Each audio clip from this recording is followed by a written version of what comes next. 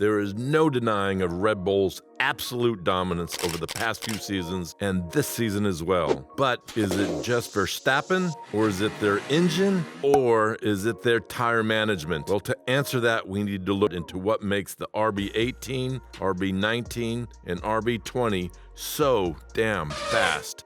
Is it the drivers? There is something that gives even Checo the edge, and therefore we can conclude that it's not just the driver, and it has something to do with the variable that holds its value throughout the race: tires. We began to notice really astonishing straight-line speeds on the Red Bull cars, but what experts only managed to catch later on was how Red Bull managed to keep their tires in the best arrangement throughout the race weekend.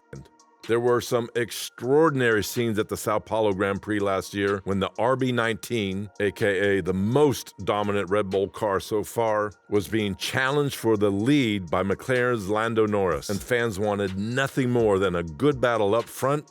But the excitement faded away after just 15 laps into the race when Lando started dropping off. After the race, when asked what he made of it, the youngster says, "I'm not far behind for the first 10 to 15 laps in, but that final phase, I just drop off a bit too much." And we have seen that in new tires. We can fight for position. But as soon as the tires degrade, then it would appear like Max, Red Bull, they can just have less degradation. The tires were degrading maybe 1/10 every 2 laps, and that's coming straight from the racetrack. The Red Bull are simply degrading less. Plus, when you consider the fact that the power of that Honda engine is one of the most vicious on the track, the low degradation, even after channeling all that energy onto the tarmac, simply doesn't make any sense, or maybe at least to our simple minds. You see, ever since Pirelli was made the official tire distributor for Formula One in 2011, the tire degradation was intentionally made to be greater to allow for more pit stops, more strategy, and, as a result, more excitement for the fans. There were 5 different compounds introduced, ranging from CO, being the hardest,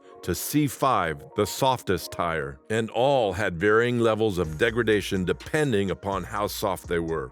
But that's only half the picture. Every race weekend, FIA decides which 3 tire compounds would be the best for the venue. Now, it is true that heated tires mean more grip, but at hotter venues, the softest compounds are usually not taken, as they not only wear out much faster, they also do not mean more grip. All cars already heat the tires up to 100 degrees Celsius, and pair that with a hot track, you have some slippery tires, prompting FIA to select Formula One venues around the world and their race timings based on the track temperature. And if a track isn't very grippy, teams start to increase their downforce to increase the tire on-road contact surface. A Formula One driver, on average, loses about 4 to 5 kilograms weight at the Singapore Grand Prix and can have trouble breathing at the Mexican Grand Prix because of its 76% air pressure. You can't breathe because you have too many forces on your body. So keeping all of this in view, the track temperature should neither be too cold to lose grip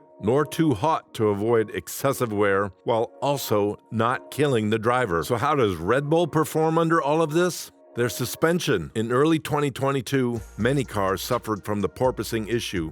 Red Bull did too, and that was because of the reintroduction of the ground effect into the Formula One cars that was previously banished from the racing league because of the high-speed cornering it allowed. But immediately after the epic last lap battle of Hamilton and Verstappen, something had to keep the momentum going, and so, to make races more racy, the ground effect effectively made the cars run lower to the ground and therefore more grippy even during turning. That's where the story began. The porpoising was so bad that teams like Mercedes would regularly lose straight line speeds and positions as well. But the solution that Red Bull brought at that time is what is speculative to be still in play 2 years later. According to the senior F1 columnist, Francesco Bianchi, the suspensions are kept soft enough to ensure that the tires enter the right operating window very quickly, but being stiff enough to keep the aerodynamic platform stable and run the car at a very low ride height. And surely other teams might have tried to do the same, theoretically, but why did it work so well for Red Bull? Because everything fell into place. Like Mercedes, pieces of the puzzle fell snug in the 2010s. A similar thing might be happening with Red Bull at the start of this decade. Oh, and nothing to take away from you, Orange Army. This only means that Verstappen would still be winning if he was less talented as well, okay?